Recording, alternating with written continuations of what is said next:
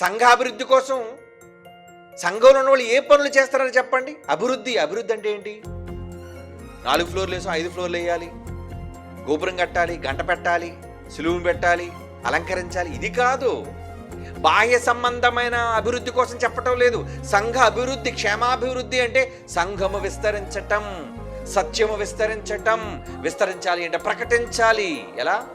ఈ పాటలు, మాటలు, వాక్యాలు, పత్రికలు, పుస్తకాలు ఎన్ని. మరి వీటిలో ఏమైనా పాత్ర ఉందా మీకు? చెప్పండి. ఇగో రేపు ఆగస్టు 1వ తేదీ కల్లా పత్రికలన్నీ తలకొందల మ్యాగజైన్ దించుతున్నాయి. బాధ్యత తీసుకున్నాను. దాన్ని ముద్రించాలి అనుకున్న టైంకి ప్రజల దగ్గరికి ప్రతి నెల పంపించాలి. All multi colour. మీరు ఎంతమంది చేరే చెప్పండి. మేము ఇక్కడే ఉంటాడు, మాకెందుకండి అంటే సహకరిద్దామని లేదు. కొన్ని మా ఇంటికి పత్రిక వస్తే ఆ పత్రిక ఎవరికైనా పక్కింటి వాళ్ళకైనా ఇచ్చి చదవండి అని అనడానికి మాకు అక్కర్లేదండి. ఎందుకంటే మేము డైరెక్ట్ కాంటాక్ట్ అండి. డైరెక్ట్ కాంటాక్ట్ అయితే ఎంతమంది కింద ఉన్న బుక్ స్టాల్లో బుక్స్ మీ ఇళ్లలో ఉన్నాయి చెప్పండి. అందరి దగ్గర ఉండవు. కొన్ని చదువు లేదంటే నీకు అర్థం ఉంది. కొన్ని చదువుకున్న వాళ్ళకి ఇవ్వచ్చు